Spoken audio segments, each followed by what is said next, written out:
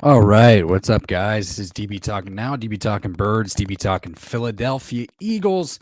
Happy Sunday, everyone, guys. After Saturday's games of the first round of the divisional round of the playoff games, I did not expect to be this shocked, to be as shocked as I am. Obviously, we had two games yesterday on Saturday. We had the Tennessee Titans, first place Tennessee Titans versus the Cincinnati Bengals. And we also had the first place Green Bay Packers taking on the sixth place San Francisco 49ers.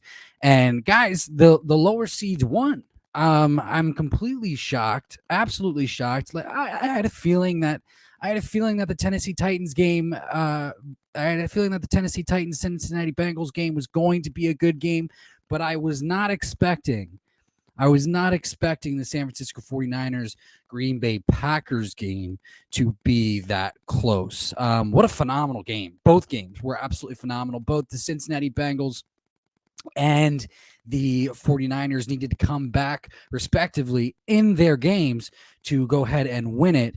Um, it looked like let's just start off with the Cincinnati Bengals versus the Tennessee Titans game. It looked like that game was going to go into overtime. The Cincinnati Bengals did go ahead and kick the walk-off field goal winner to make the final score 19-16 to advance into the playoffs. So I want to give a huge shout out and a huge congratulations to head coach Zachary Taylor and obviously second year quarterback Joe Burrow. What a phenomenal job that they did.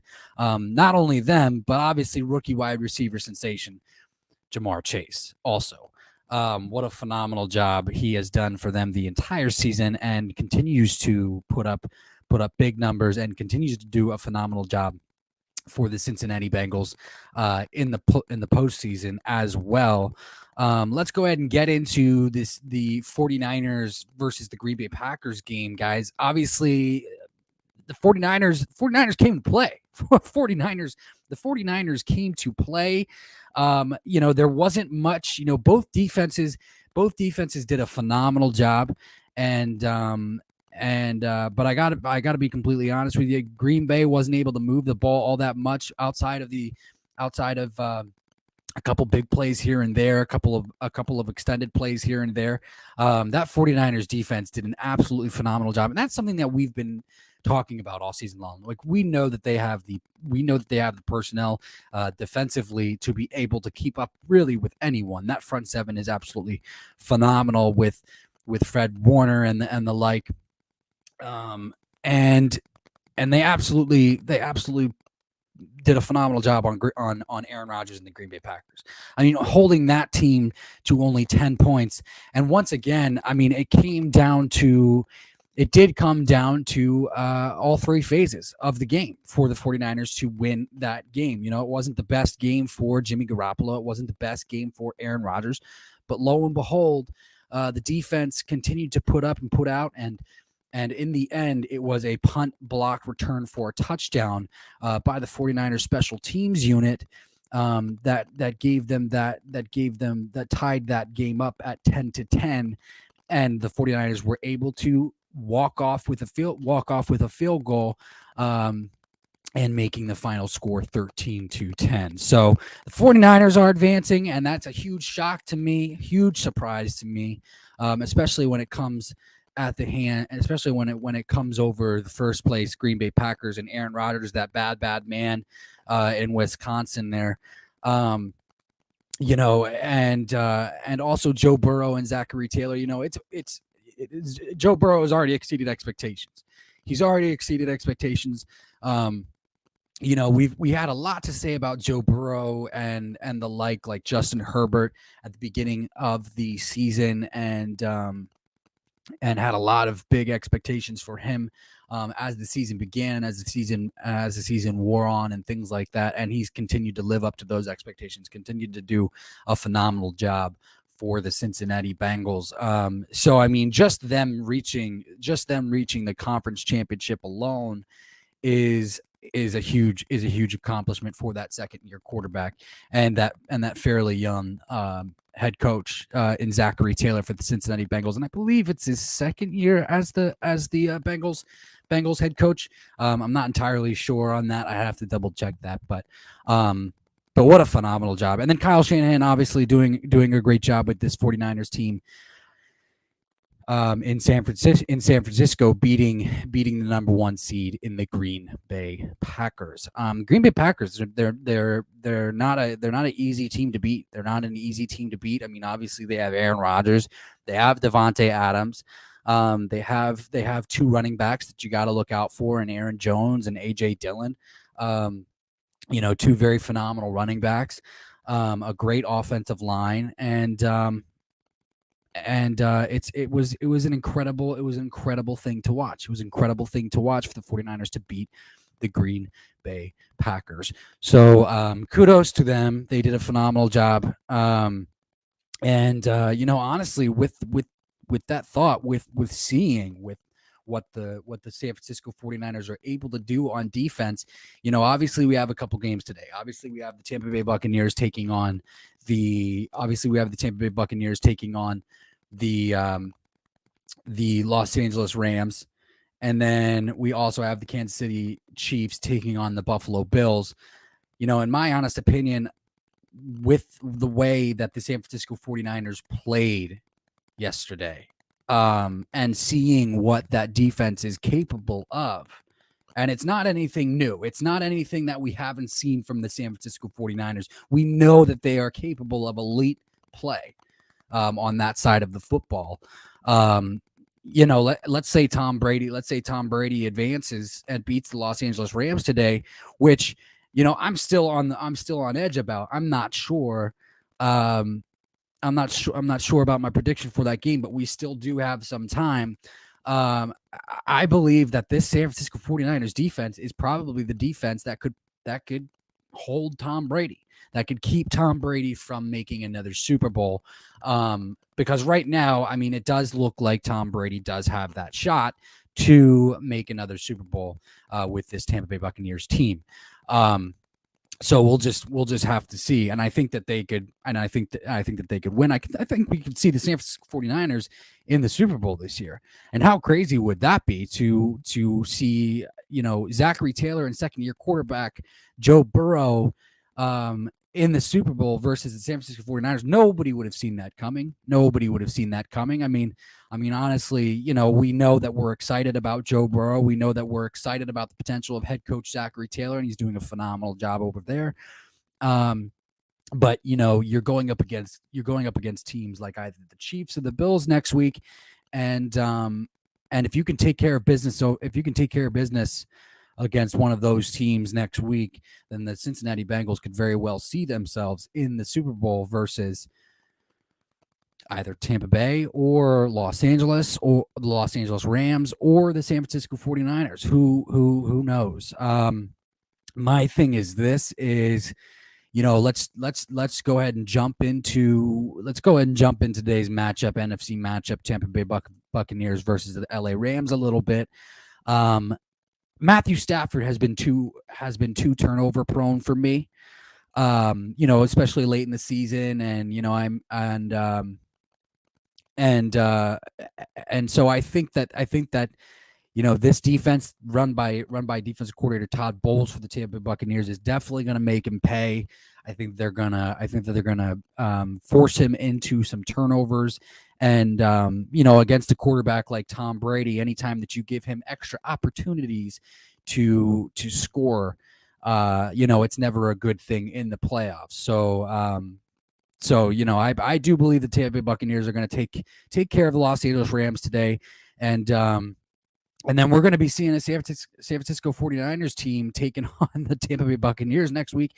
And I got to be honest with you. I'm starting to develop faith in the San Francisco 49ers team. They need to find a little bit more consistency with Jimmy Garoppolo. Didn't have his best game yesterday, but maybe in a little bit of warmer weather. Everybody was dropping balls yesterday. Even George Kittle dropped a couple balls yesterday. And here's what I know. It was cold as fuck in Green Bay. And that's the other thing that makes this win for the 49ers so gosh darn impressive. You know, that's an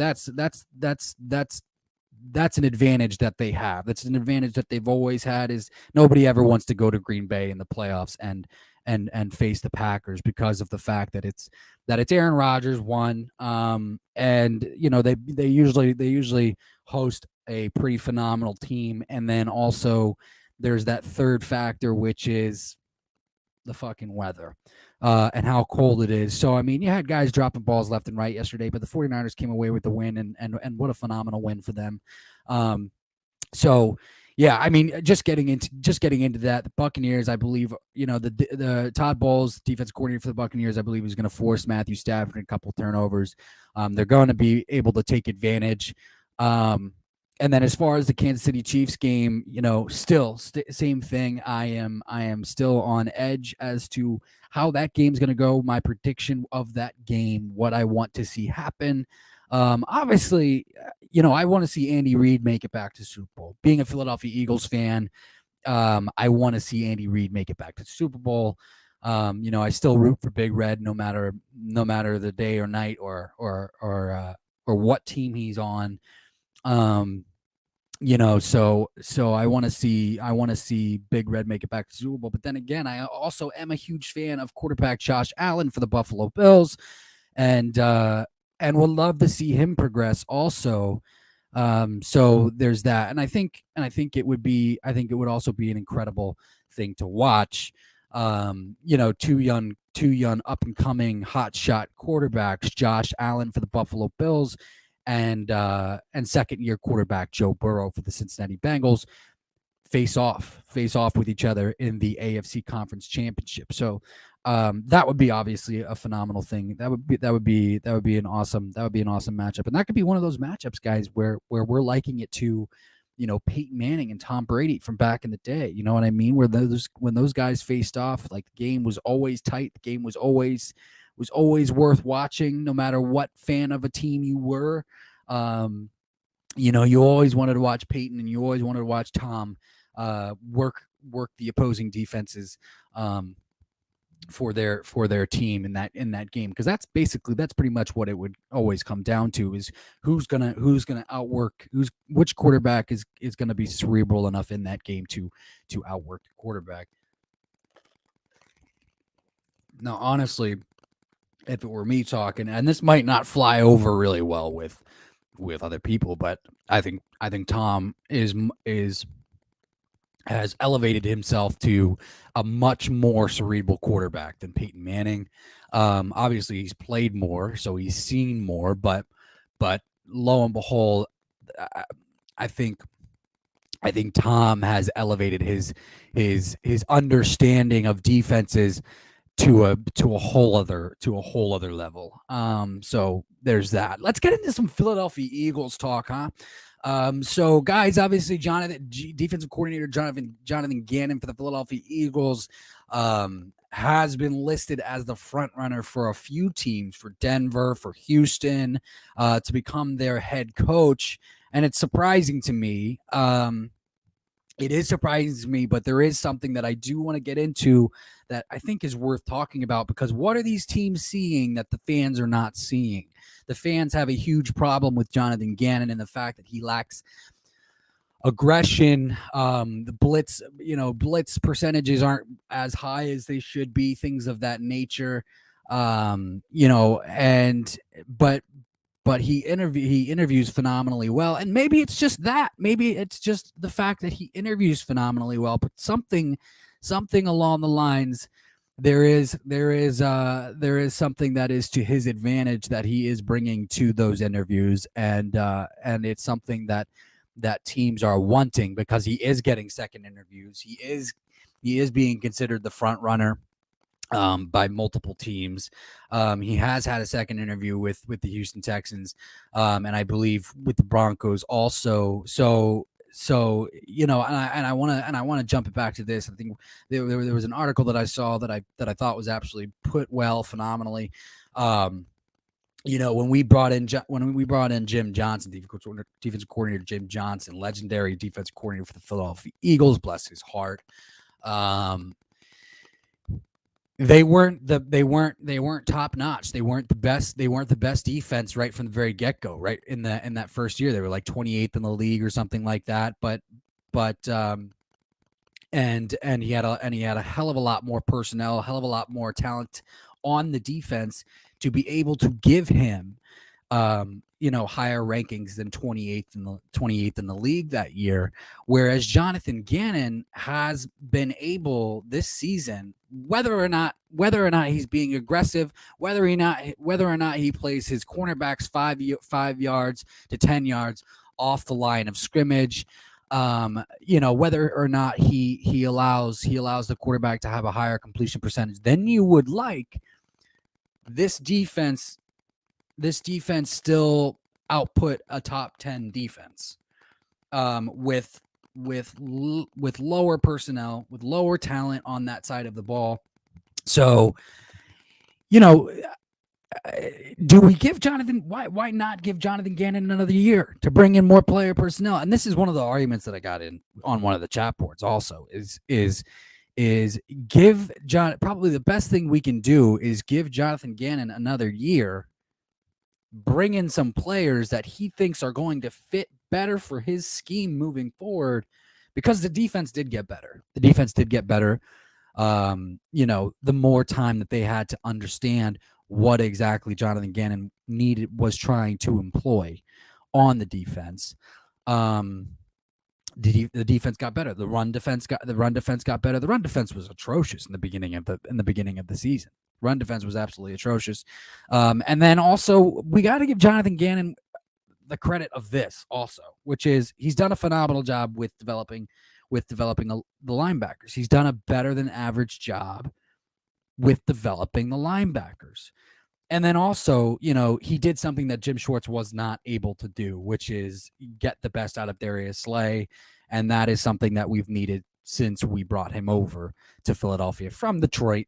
And that is exactly why we traded for Darius Slay. So to have seasons like the season that he just had.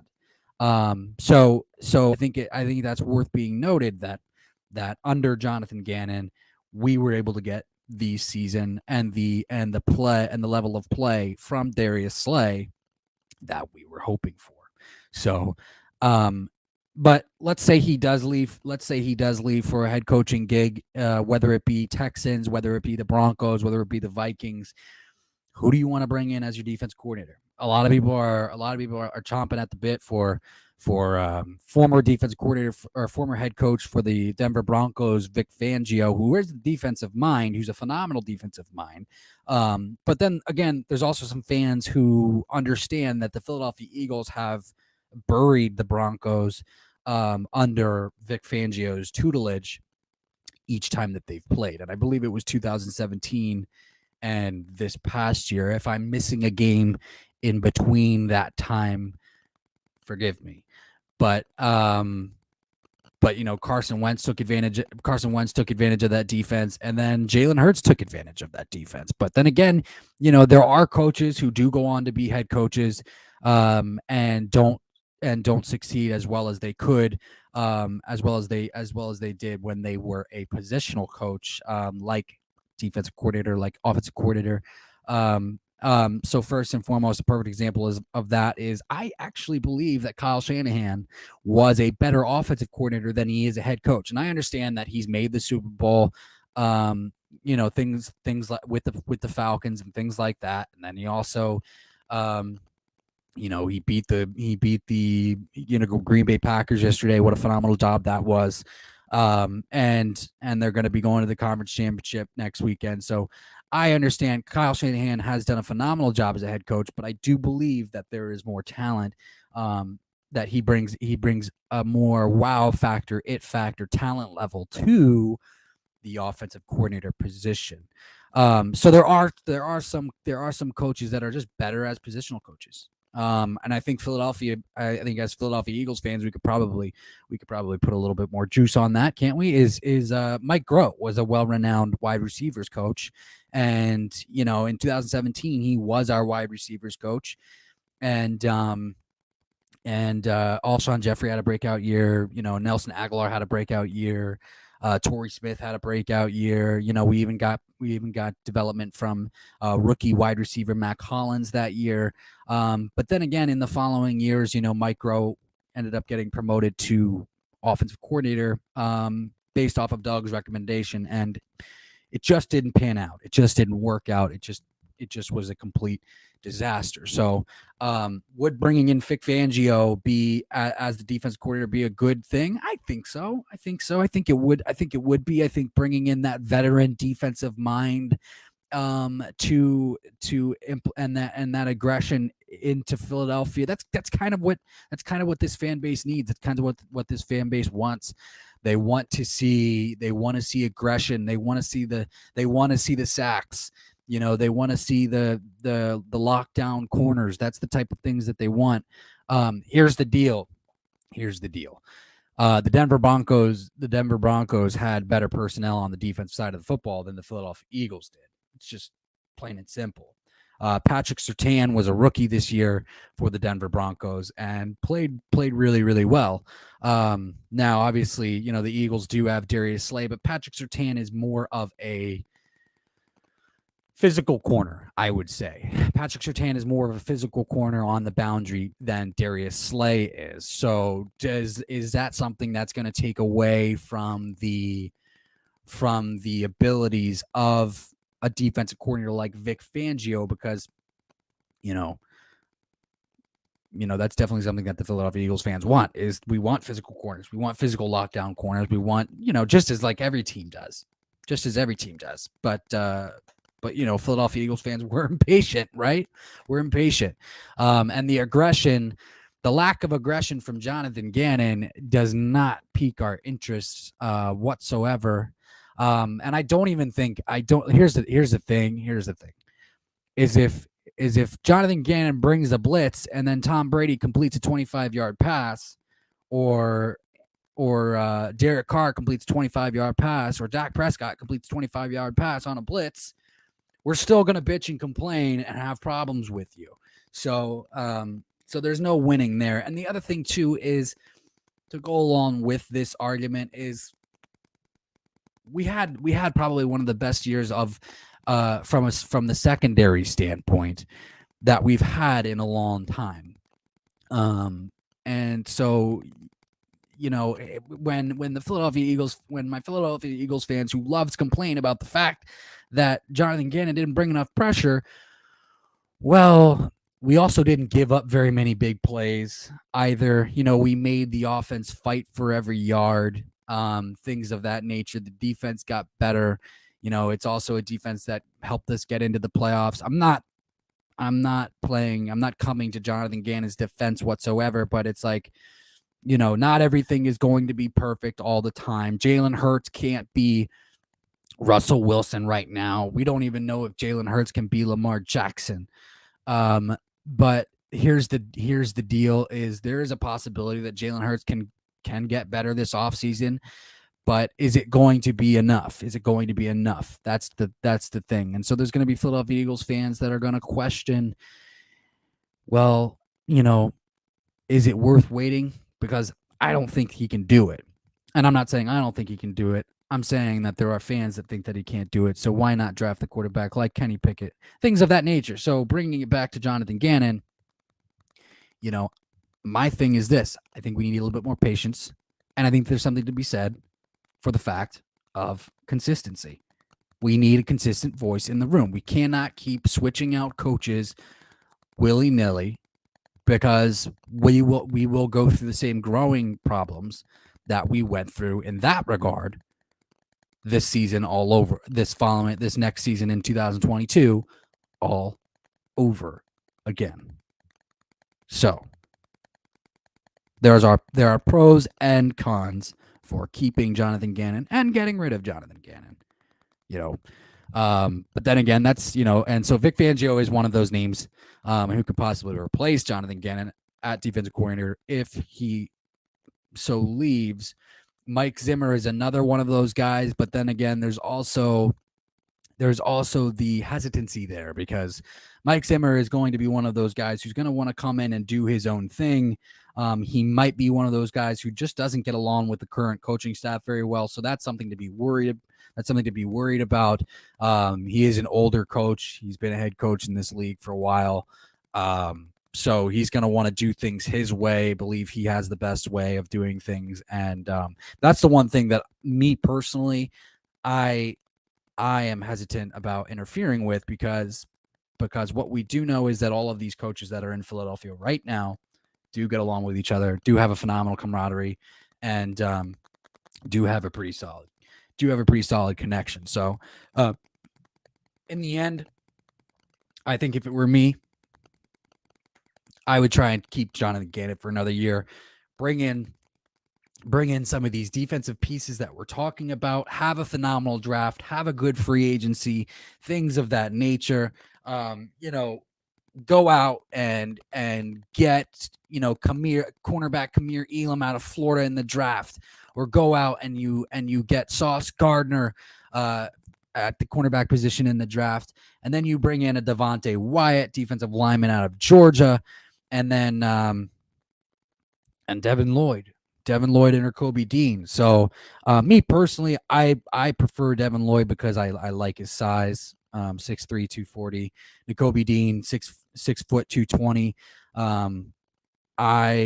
Especially seeing how things went towards the end of this season, and this season specifically, honestly, the entire season, honestly, we saw the Patriots run the ball more, and obviously that's an effort to help develop rookie quarterback Mac Jones.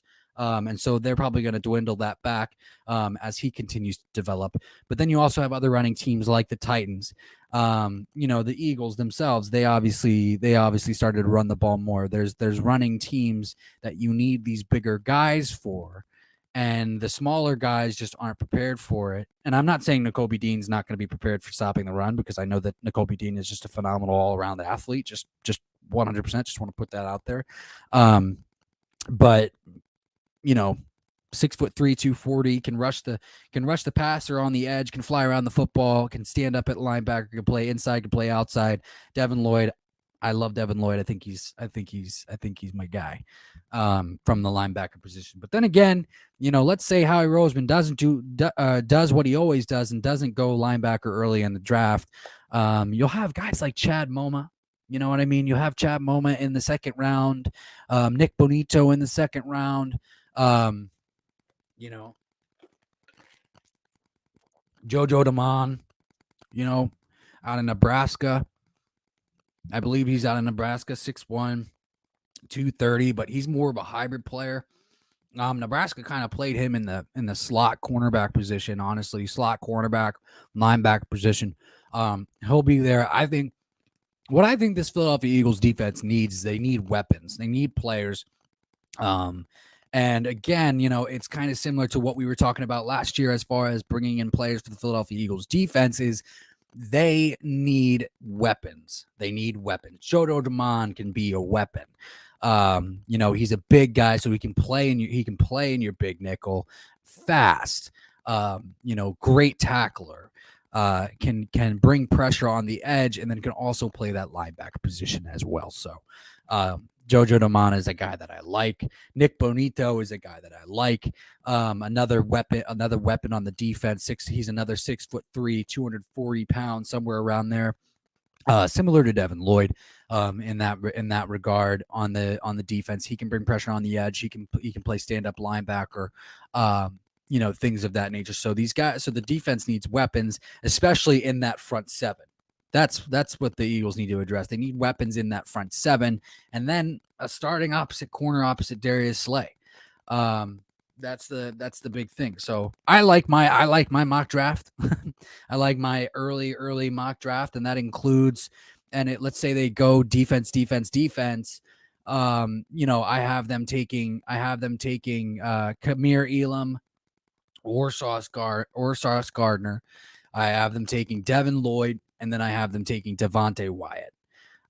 So obviously, Kamir Elam hasn't given up a touchdown, and I believe all 4 years of his college career has not given up a touchdown.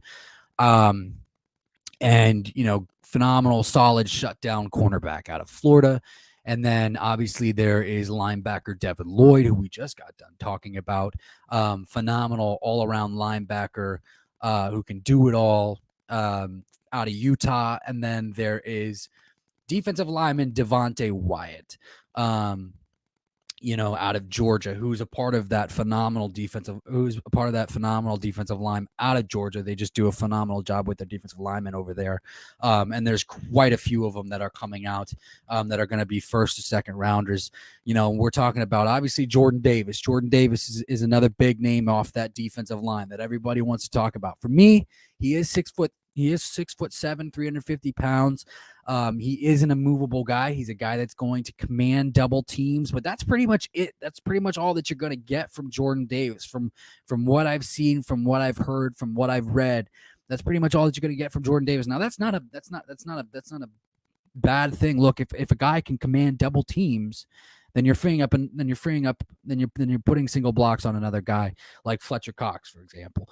So that's absolutely phenomenal. That's absolutely phenomenal. But here's the thing: is are you going to be able to get pressure on the quarterback when you're single blocked? And so there weren't a lot of pressures out of Jordan Davis's stat line, there wasn't a lot of pressures out of Jordan Davis's stat line in college because he is just that immovable piece. And maybe putting him next to a Fletcher Cox could change that. But honestly, for me, I would rather go with defensive lineman Devontae Wyatt. Reason being is he's about 6'3", 313. He plays like Fletcher Cox. He looks like Fletcher Cox. I think he could actually. He would probably be the one that goes off the board. I think he's going to be rising up in the draft rankings, in the draft stock as we go along here, because he just shows better pass rush ability. And I think that he's going to be the Georgia defensive lineman to have. Now, obviously, we're talking about, and then we also have other guys out of the Georgia defensive line. There's Trayvon Walker, who will be there in the second round, and he's he'll be a good guy to have also. 6'4", 275. You can play him inside, you can play him outside. So we know how Howie Roseman likes to address the trenches, the offensive line and the defensive line. Georgia defensive lineman Trayvon Walker, who can play both in and out. They could use him like they use Milton Williams, honestly, for the Philadelphia Eagles, if they brought him in. And he would be a phenomenal guy to have. And then I would still bring in Devontae Wyatt in the first round. Honestly, I would still bring in Devontae Wyatt in the first round. But Trayvon Walker for me is a second round guy. So, there's going to be a lot of guys coming out of Georgia, a lot of guys that these teams that lack at the defensive line can look at. But if it were me, I love my mock draft. Absolutely love it. My early mock draft: Kamir Elam, Devin Lloyd, Devontae Wyatt. You know what I mean? Plain and simple.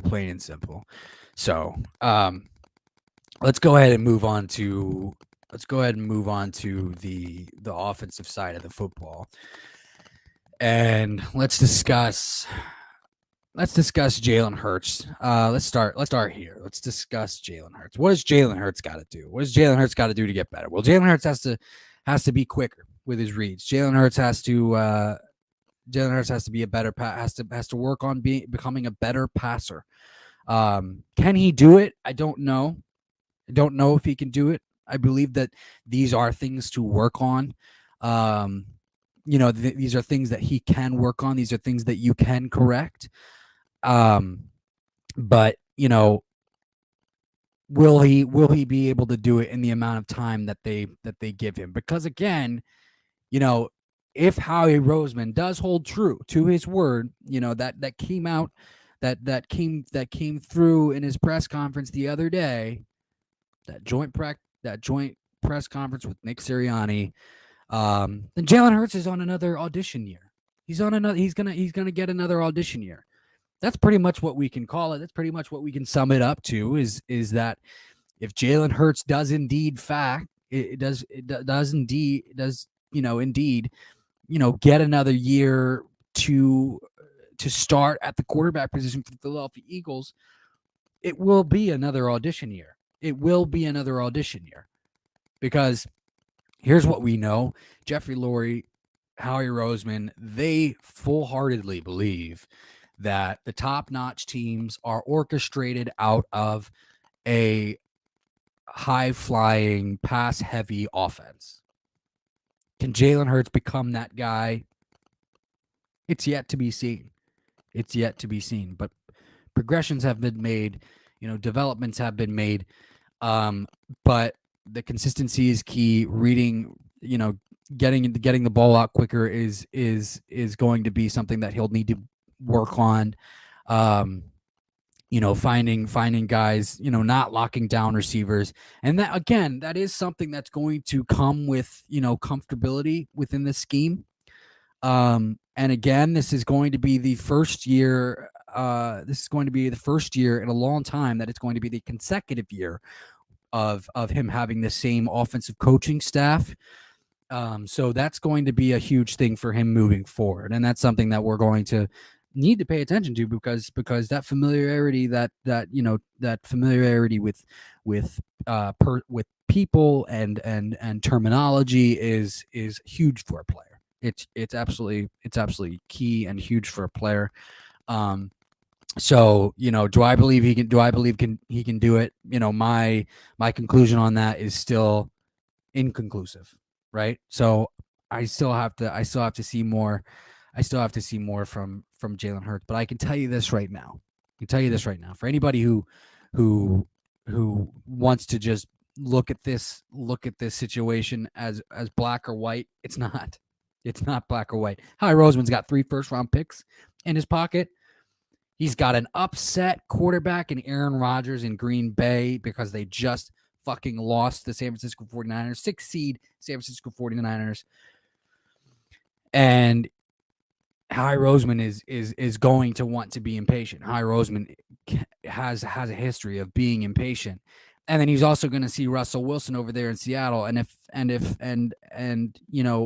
there's no way in hell that Howie Roseman's not going to make a couple calls just to see what the atmosphere is like.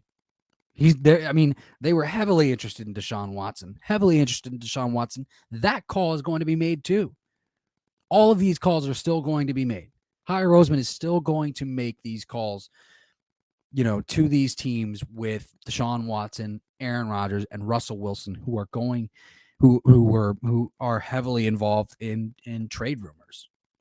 So, that doesn't necessarily mean that they're going to pull the trigger. I'm not saying that they're going to pull the trigger. I don't even think that they should pull the trigger for either one of those guys.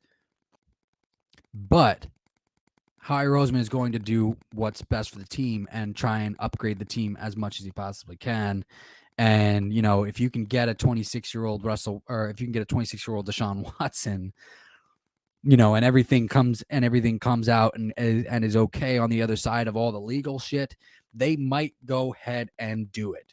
So Howie Roseman's got 3 first rounds that he's burning in his pocket, and you can't look at the quarterback situation black or white. There, he's gonna make the calls. He's gonna see what's gonna happen. He's gonna see what the atmosphere is like. That's just how it's gonna play out. Whether he pulls that trigger or not is we'll see. We'll see. It's inconclusive. We'll see what happens. But for now, Jalen Hurts is the starting quarterback for 2022. So, based off of what they said in the joint press conference with one another, Nick Sirianni and Howie Roseman. So let's go ahead and move on to the wide receiver position. I want to talk about this a little bit more. Obviously, Jalen Reagor is a fucking bust, right? So we can all agree on that. Jalen Reagor is an absolute complete fucking bust. But here's the thing. There is and this is kind of the thing that is the most perplexing thing to all Philadelphia Eagles fans and everybody around the league, honestly, not even just Philadelphia Eagles fans, about Jalen Reagor, is there is talent there. There is potential there. There is. And it might be a mental block. And why it's a mental block and why it happens to wide receivers in Philadelphia, I don't know. But here's the thing. He is worse than Nelson Aguilar, because Nelson Aguilar still had flashes of as a rookie. Nelson Aguilar still had flashes as a rookie. Jalen Reagor didn't really have flashes at his rookie year, with the exception of that punt return for a touchdown later in the season, and then absolutely regressed. He got worse. He got worse this season, in his second season in the league, and the question is why. The question is why. It's like he can make these phenomenal catches in practice, but what exactly is going on in his brain during the game or pregame? And maybe is it too much? Is it too much focus? Are you focusing too much on trying to bring your A game? You know, that's the thing, is that mentality of being locked in, getting locked in, you know, as a player, as a person. You know, it doesn't matter what you do in life, honestly, is getting, you know, if you can get locked in, you can put yourself in the zone, or in that mode where you are dead set and focused on accomplishing this goal. Sometimes there is a thing where you can get so locked in, to, you know, so tuned in, so focused, where you have completely disregarded the opportunity for spontaneity to come in and help you advance in that locked in mode. You know what I'm saying? So where you're too over focused, so you end up making mistakes because you're so, you know, you're so focused on trying to do good, right? So it leads to dropped balls. It leads to running backwards because you're trying to make a bigger play out of a play that might just need to be called down from the very get-go, because the opposing team may have just made a good play on that play, and you gotta give it up, you know. Live for the next play. You know, Tom Brady made a living out of that. You know, if it's a 6-yard slant, 7-yard slant, and the defender is right there, you know, and you're pretty much in their grasp to get tackled, just you know, stop trying to overly assert yourself to take it to the fucking house, because then you run backwards. It's like watching Miles Sanders dance behind a fucking brick wall in the wild card round against the Tampa Bay Buccaneers. Like, sometimes you just gotta shoot the play dead. And go on for second down. Sometimes you got to do that, and sometimes, you know, that's what happens with these playmakers who want to take it to the house so often, is they try to do way too much, and maybe that is what's going on with Jalen Reagor. He's locking in so much, focusing so much on doing good, on correcting his past mistakes, that it's leading to more mistakes. You know, Nelson Aguilar was able to overcome it for a short period of time, and we were able to see some phenomenal catches out of Nelson Aguilar. I got to be completely honest with you. We saw a ridiculous amount of drops, but this is a dude who didn't drop one ball when he played at USC. Didn't drop one ball, or maybe he dropped one ball at USC. I can't remember the snap or the stat, but I think it was either one or none. That I do remember for a fact. But then came to Philadelphia and dropped the shit ton.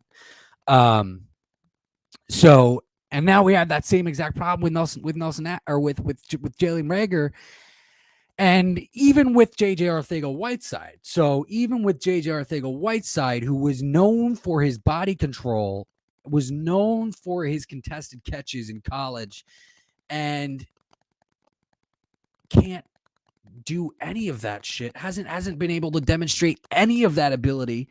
Maybe a couple times here or there, but that's just a couple times here or there. We're going into our fourth season, I believe, with J.J. Arcega-Whiteside. What was he drafted in 2018? We're going into the 2022 season next year. Yeah, I mean, so here's the deal.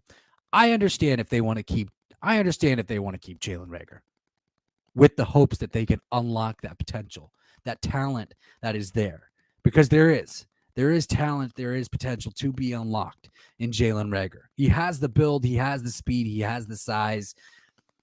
You know, he does have the leaping ability. He has a phenomenal 40-inch vertical. You know, there's potential and there's talent that's there to be unlocked. So I don't mind them keeping him as a fifth wide receiver, or a fourth wide receiver. Most likely, actually, I'll say for me how I feel about it, fifth wide receiver. But most likely, what their plan is they'll probably keep him as a fourth wide receiver. And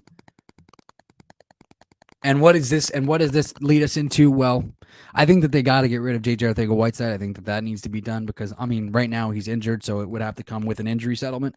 But there are wide receivers to be had. Whether you want to go wide receiver in the draft or whether you want to make a trade for wide receiver Calvin Ridley out of Atlanta. Now that's obviously the hot rumor, right? Is Calvin Ridley wants to leave Atlanta, and he's most likely going to be traded this offseason. So it seems like a no-brainer for the Philadelphia Eagles to go out and trade for Calvin Ridley. It seems like a no-brainer for the Philadelphia Eagles to go out, trade for Calvin Ridley. That would do drastic things for this wide receiver room. Not only is Calvin Ridley so much more talented than any of the wide receivers that we have in the wide receiver room, outside of potentially, argumentatively, Devontae Smith, but he's also a former Alabama guy.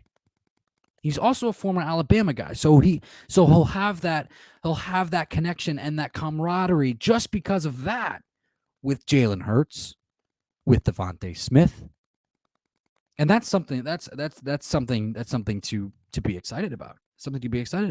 And so, having somebody familiar, having somebody you can jive with, having somebody that you can get along with is good for someone like Calvin Ridley. And, I hope he's doing okay now, but who is having some who's been dealing with some mental health issues throughout the season.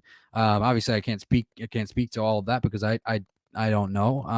But I mean, if a calming presence or more positive atmosphere is something that could help in that situation, then maybe that type of atmosphere where Devontae Smith from your days at Alabama, or Jalen Hurts from your days at Alabama, maybe that could help. That's all that I'm saying. Bringing in Calvin Ridley would be a phenomenal thing for the Philadelphia Eagles, and it seems like a no-brainer. I'm not on board with trading Miles Sanders for Calvin Ridley, which is one of the trade options that were put out there, and as a possible package for Calvin Ridley. Not willing to do that. And I don't even think that you need to trade a first rounder for Calvin Ridley. I think it would be a second, maybe a fifth. Who knows? Maybe a second at a player. Maybe less than that. Maybe just a second round pick. I don't know. I don't know what it would take to bring Calvin Ridley. But I certainly wouldn't give up one of my first round picks for Calvin Ridley, because there's wide receivers to have in the draft also. And we're talking about Ohio State guys like Chris Olave out of Ohio State, Garrett Wilson out of Ohio State, who will probably be gone by pick 15 by the time the Philadelphia Eagles pick, or pick 16 or pick 19. But there's also Jahan Dotson out of Penn State. Jamison Williams with the torn ACL might fall to the second round. If Jamison Williams falls to the second round and he falls to pick 51 for Philadelphia Eagles, I think that's a no-brainer also. I think you got to bring him in. At 51, I would do that. I don't care how long you got to wait. Jamison Williams is a stud. And a former Ohio State guy. So, man, they were fucking loaded. It's funny how Ohio State guys just transfer out of Ohio State and go to some other school and end up like taking off with their careers and end up blasting out to a whole nother level. But yeah, I think Calvin Ridley is a no-brainer, and I could even see them bringing in a guy in free agency like a Mike Williams. Also, I think what they need to do is they need to upgrade what they think that they have with Jalen Reagor. And what they think that they have with Jalen Reagor is a Deebo Samuel type of guy. And he just hasn't done that. So, they need to upgrade that second wide receiver spot. And Devontae Smith would be one. Calvin Ridley would be 1A, and then you still have Quez. Quez would be either 2 or 3, depending upon whether or not they bring in somebody in free agents, or it would most likely be your third guy. But if you brought in, say, like a Mike Williams in free agency, then that could be your heavy package. That could be your heavy package guy. So, and your red zone package guy also, if they brought in Mike Williams. So, I think that's definitely somebody that they should target. Whether or not they can get the trade done with Calvin Ridley and the Falcons, they should definitely look at Mike Williams, who's going to be a free agent this season from the Chargers. But he's another guy that I was absolutely excited about coming out of college. I just thought he was going to be on a whole other level. So, and he's kind of been overshadowed a little bit by Keenan Allen, but so who knows? Maybe him going to a new team, is gonna absolutely cause his career to take off. And is that team gonna be the Philadelphia Eagles? I hope so. I would love to have him on the team. We need a physical presence. We need a physical presence at the wide receiver position, and Mike Williams would be that guy. So, that's just another thing to look into. Other thing that I want to talk about real quick, obviously, is this offensive line. We have Jordan Mailata, we have Landon Dickerson on that left side. I would keep that intact and just have that locked down. Obviously, there's questions whether or not Jason Kelce is going to retire. So, and I think there was a report that came out today that Nick Sirianni is trying to persuade Jason Kelce to come back for another season. But we'll see how that happens. And then you have Brandon Brooks, who still hasn't come back yet. But guys like Sua Opeta and Nate Herbig have come in and filled in well for him, as well as Jack Driscoll. Unfortunately, Jack Driscoll played great. I was excited about Jack Driscoll after his rookie season last season because I saw that he played. He did things well. He didn't do things great, but he did things well at both the right tackle position and the right guard position last year, and then filling in for Brandon Brooks when he went down this season, played great at the right guard position. So, and Lane Johnson currently is a mainstay. Do they start looking for a replacement for Lane Johnson and start that development? I don't know. Probably not right now, maybe next year, but because he is getting up there in age. But can Jack Driscoll come back healthy and stay healthy and play at an elite level like he was before he went down is another thing. But then again, and so what do they do with Brandon Brooks? Now, Brandon Brooks is going to cost for $19 million against the cap, and it would be 13. It would be about 14 or 15, I think, dead cap, something along those lines. But there have been rumors of a Brandon Brooks retirement, and if that's the case, then it would be about, it would be pretty much freeing up 17 to 19 million for the Philadelphia Eagles in the cap if Brandon Brooks did go ahead and retire. So who knows what they're going to do. They might just try and restructure Brandon Brooks' contract and have him come back and play, or he might retire, or they'll just do another thing where they just eat that fucking dead cap again. I don't know. Who knows what they're going to do with Brandon Brooks. But if Jason Kelce does not come back and does retire, there are guys that they can look into. There are going to be some offensive linemen that they can look into in this draft. A lot of people are shying away from Tyler Linderbaum out of Iowa because he is listed as a center and don't think that the Eagles should go that position that high. And maybe they're right. Maybe that's valid. And I think that's valid. I think that's a valid point. I think I understand that point. I certainly would be hesitant about it, but here's the thing. There are two inside guys that are worth either 15 or 16 or even 19. And if Tyler Linderbaum falls to 15, because the likelihood of him being at 15 is very doubtful, honestly. He's that good. He can play off his guard and he can play center, but he's more of a true center. I mean, the dude is absolutely phenomenal. Dude is outstanding. Dude is going to he's a 12-year veteran lockdown. No doubt. The only thing is he might not play his first year.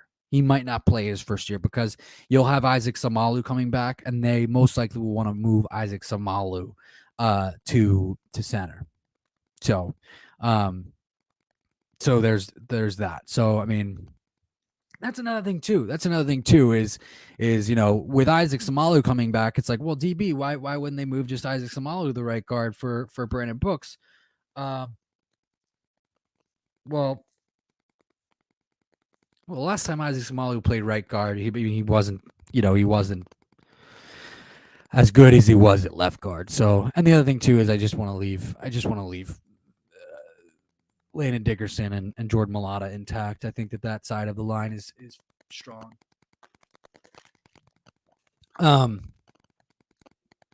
But that's the thing. Getting back to what I was saying is you keep, you draft Tyler Linderbaum. I think it would be great. It would be like drafting Landon Dickerson, but at the center spot, honestly. And you have him sit for a little bit, or you have him sit that first year. I don't know. I think that would be a camp battle worth having. Like, I just don't like. I mean, it would be the first time that Isaac Samalu would actually would start a game at center. Whereas if you had Tyler Linderbaum, he knows how to do it. So I think there would be a camp battle worth watching if that were the case. But then again, you also have Kenyon Green. You have right guard Kenyon Green, who can play both inside and who can play both inside spots. So he's another guy to watch. I think that the Eagles are going to address the trenches. The Eagles are going to address the trenches. Whether or not they address the trenches of the offensive line in the first round is yet to be seen. I don't think that they will. I don't think that they should, especially with the fact that we still have offensive line coach Jeff Stoutland. But obviously we know that we need weapons on defense. We've already talked about that. We know that this team needs defense. But these guys are phenomenal. These guys are phenomenal players. These guys are phenomenal prospects. But then again, there are going to be other offensive line prospects that the Eagles will be able to get in the later rounds also. So we'll just have to see how it all pans out. So but with that said, guys, it looks like we are breaching that hour mark. I probably will be back on later today to discuss today's games. Obviously, as we talked about earlier in the stream, it is going to be the Tampa Bay Buccaneers and Tom Brady versus Matthew Stafford and the Los Angeles Rams, and then it is going to be Andy Reid, Patrick Mahomes, and the Kansas City Chiefs versus Josh Allen and the Buffalo Bills. So we will definitely recap after those games. I might even doing a during the game stream. We will see. But thank you guys so much for joining in. One love. Stay safe. Stay healthy. Happy Sunday. This is DB Talking Now. DB Talking Birds. DB Talking Philadelphia Eagles. The DB Talking Now podcast. Go Birds, baby.